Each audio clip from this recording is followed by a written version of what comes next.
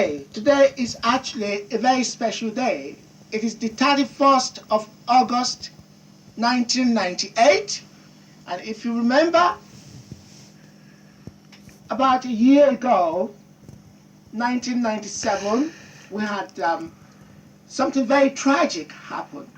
That the late Princess of Wales, Princess Diana, actually died in a car crash, and it was very sad. And today is the anniversary, the first anniversary of that day. And I want us to keep observe a minute silence.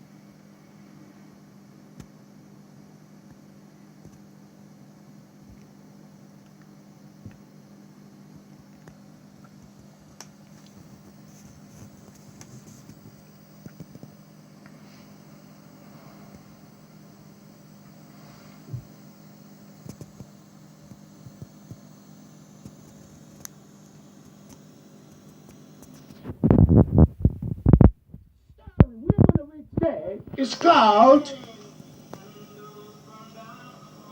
right now, I must say, did you welcome again?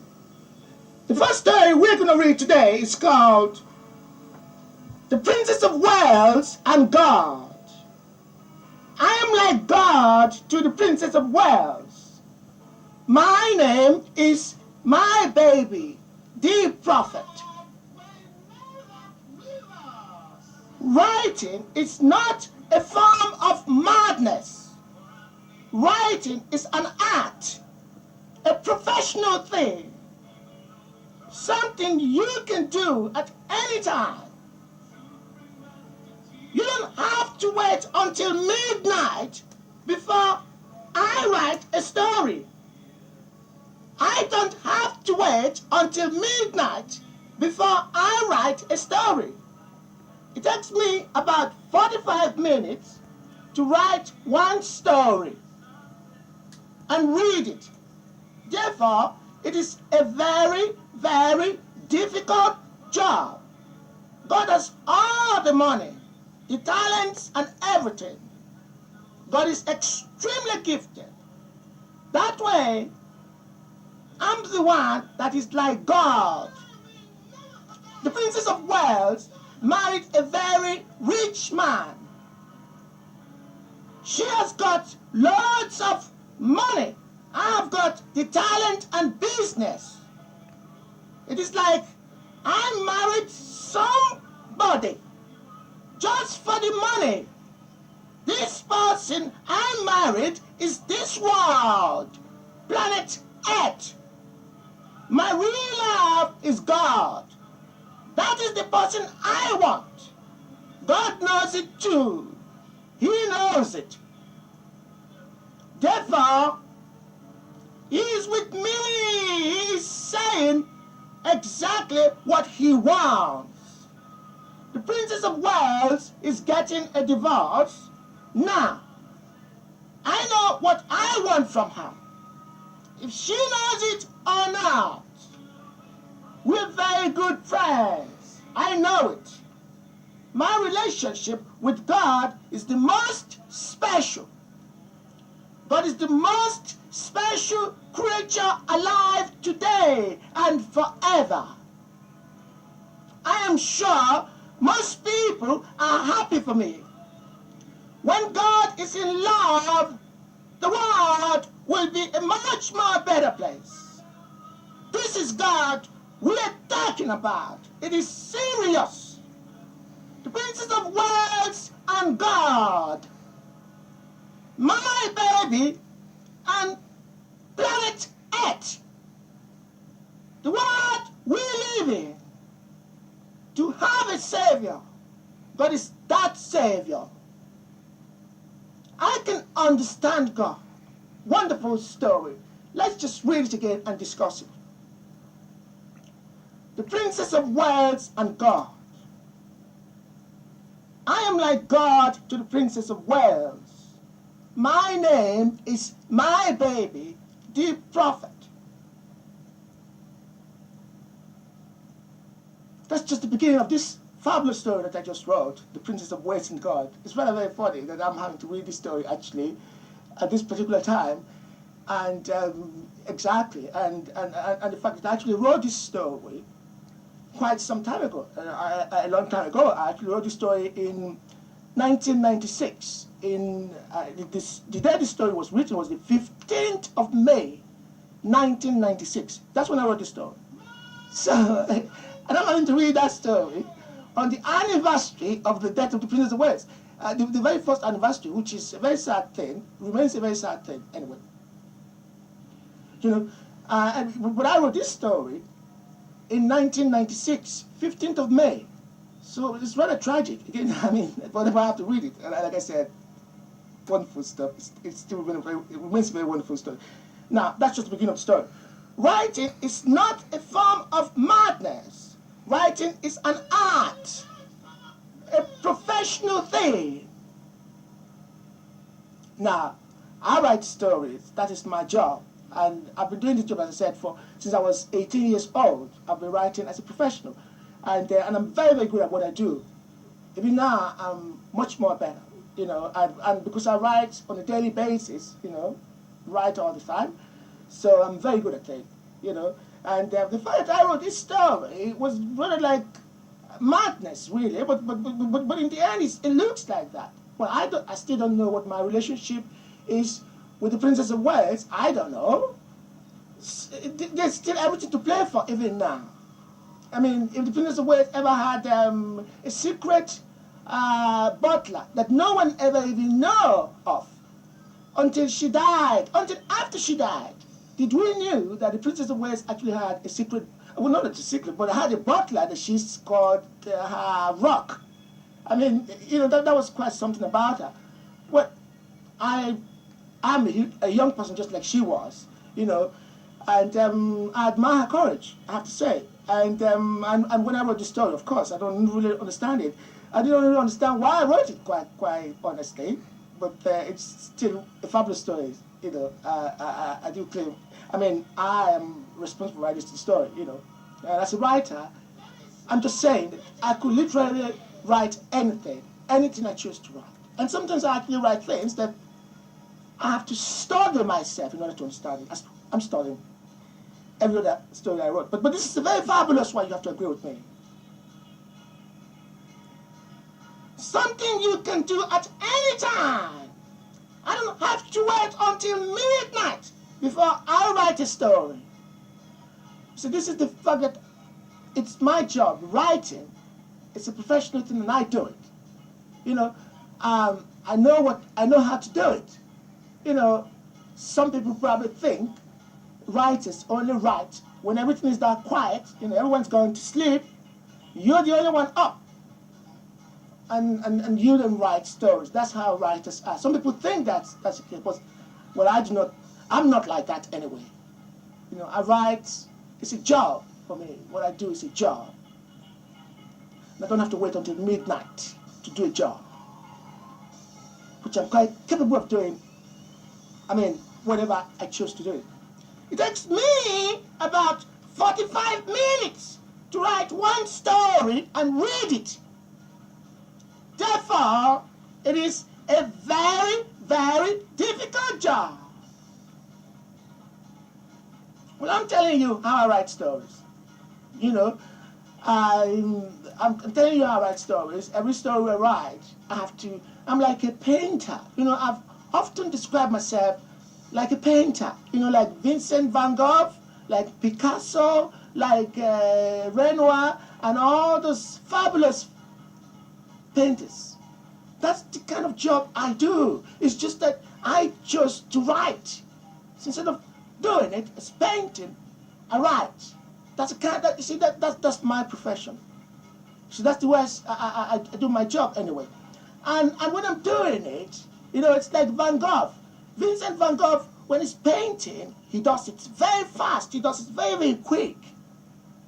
Now, when I'm writing a story, I do it very, very quick. You know, I have to do that's my style. My style of writing stories is not like I write a bit today and tomorrow I write another one, or I go and have a play. No, when I'm writing, I write on the spot, and it's there and there, and it's there. I write a story, and it's dealt with. It's like giving birth to a baby. It's like a newborn being born. I mean, how many days is it going to take a woman to give birth to a baby? Once you started giving birth to the baby, it should be done on the spot. That's the way I do mine. And that's what I'm saying, that in order for me to do this thing, because I'm committed to the job. You know, I'm that committed to writing the story. That's why I did it and got it out of the way. And I'm actually telling you that it takes me roughly about 45 minutes to write one story and read it again. You know, as I just know, the first thing I did at the beginning of this program was to read it. Exactly. So it takes me about 45 minutes to write one story and read it all over again. Therefore, it is a very serious job. God has all the money, the talents, and everything. God is extremely gifted. Now, this story that, you know, is called The Princess of Wales and God. What it is, really, like I said, that is rather ironic, actually, as it was, that I actually wrote the story in 1996. And the Princess of Wales died in 1997, and actually this is the first anniversary of the death of the Princess of Wales, which is a very sad thing. It's still a very sad event, I have to say. Now, exactly what I was saying, that you never actually knew that the Princess of Wales had a butler. And what I'm actually saying to you now, that me, the man here, is talking to you, Mr. My Baby, I'm a friend of the Princess of Wales. For some reason, people never knew about it. We were very, very close friends. And I was very sad and upset when she died, just exactly 1 year ago. It's a very sad thing. And I wish to pray for her all the time, and pray for her children, the 2 kids, 2 lovely kids that she left behind, Prince William and Prince Harry. You know, I want you to pray for them too. What we need to do now is to pray for her. This is not the time to start judging her. This is not the time to start criticizing her. She's gone, she's gone. She cannot come back to defend her own actions anymore. So if you've got something good to say about the Princess of Wales, Diana, Princess of Wales, if you've got something to say about her, it should be something good. If it is something not good, just keep it to yourself. Don't tell anyone. Don't tell anyone. Because you may well be wrong. You may well be wrong. And she's not here anymore. She's dead and gone. You know, you cannot, you know, she cannot come back and defend herself. So you better know what you say about somebody that is dead. That's just the point. And let alone somebody like the Princess of Wales, a very remarkable woman that's done a lot of things, as far as she knows it. And she was only a young woman. And I couldn't overstress that. I couldn't overstress. I mean, you remember that kid, the Louise Woodward. Louise Woodward, she said, mind you, she was only 18. That's it. So mind you, the Princess of Wales was only 36 when she died. It's not like she was the oldest person on earth. So all those things that she did, I mean, you kind of just said, yes, she was the most streetwise. But that's what you should be saying. She was misled. She was misled by a demon. She was misled by Satan. Anybody could be misled. Listen, it's not over yet. It's not over yet because you are still playing the game. You and I, we're still here. So, you know, that's why you shouldn't speak evil of the dead. Anybody that's died, you might as well just keep the views to yourself and not just start making so much noise.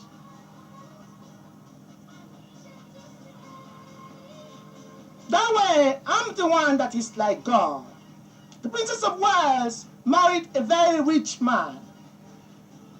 You see, I actually thought that time that the Princess of Wales and I actually had a relationship, which probably was. But like I said, I never actually met her, so it's a different story in that sense. But I actually thought we had something going. But unfortunately, whatever happened happened, and that was just that. But it wasn't really anything, because actually this story is rather funny. Because it's rather funny, because that's why I'm saying that I wrote this story in 1996. Yeah, and the Princess of Wales. This is the first anniversary. Today is the 31st of August, 1998. Is the first anniversary of the death of the Princess of Wales, and I'm very sorry about it. You know, I'm very, very sorry and upset, and I'm still very upset, because I was crying last year. If you tell me where was I was crying. That's where I was. No, that's where I was. And it's very sad, very upset, and I'm sure a lot of people were very upset about it too. And I'd rather say thank you to all the millions of people who felt sorry for the Princess of Wales. The Princess of Wales wasn't really a bad woman. If somebody was my friend, do you think that person is bad? Well, I'm not. I'm not bad. You know, and she was my friend. You know, I was like her secret friend that no one ever knew. Even the newspapers didn't know about me. Even that I had loads of letters from the Princess of Wales. You know, I'm actually just trying to show you this letter. This letter is from the Princess of Wales. I had more than 12 letters. Dozens of letters from the Princess of Wales. And I've been the Princess of Wales since way back since 1983, 83, 85. You know, I have so many other friends, I have to say. Her Majesty the Queen, also, that I have in my prayer now, because I believe we should pray for Her Majesty the Queen, Queen Elizabeth II. I believe we should pray for her. She deserves our prayer now. You know, she's not the enemy. You know, she's not the enemy. And if you want to survive, you've got to go by what you're being told. And that's what I'm telling you right now. Now, so we should pray for Her Majesty too, the Queen. We should pray for her. She's not the enemy. She's doing a very good job. She is doing a good job. You carry on doing your own job too, and let she carry on doing her own job, because she doesn't seem to be stopping. And that's good. I'm glad somebody's not stopping. So I've written to a lot of people. With the money just talking to you, I'm not just a common writer. I mean, I've really tried a bit. If I was to have died, you know, I would have made it. Let me tell you that. So that's what I'm saying. Now, I got a lot of letters from the Princess of Wales, Princess Diana herself. I used to write to her a lot, and she was my friend. But nobody knew. The newspapers never knew. Well, if they knew, they never said it. They must have been pretty scared of me, whatever the case was. Because they never said it. I never raised in the newspaper once that Mr. My Baby is the secret friend of the Princess of Wales. Even after she died now, I'm the first person saying it now. So, this is a copy of a letter that I had. You know, this letter is from the Princess of Wales. You know, unfortunately, I couldn't really zoom in on it that much for you to read it. See, this letter is from the Princess of Wales. You see? I don't know if you can read it, but that letter is from the Princess of Wales and was written to me, and this is one out of the millions, I mean, not just millions, I have to say, out of the, dozens of letters I got from the Princess of Wales. So she was a nice lady, you know, and the first time I went to the Princess of Wales, I only sent her a birthday card. I sent her a card, just to say, you know, because, you know, I just discovered that the Princess of Wales and I was born, that the Princess of Wales was born in the same year as myself, 1961, you see. So, and that kind of thing. So I discovered that she was born in the same year as myself, you know, and so I wrote her, I sent her a card, a birthday card, and this was like, I think it was 1984 or thereabout, 84 or 5 or thereabout. I sent her a card, a birthday card, you know, and she wrote a letter back to me, saying, thank you very much for the card. She didn't even say card, she said thank you very much for the message and the good wish. The reason it was like that, she wasn't joking. Whatever happened, I mean, I just have to put up with it. I am a bit philosophical and as a God-fearing person. And again, look at this story that I wrote. This story, as I said, the Princess of Wales and God,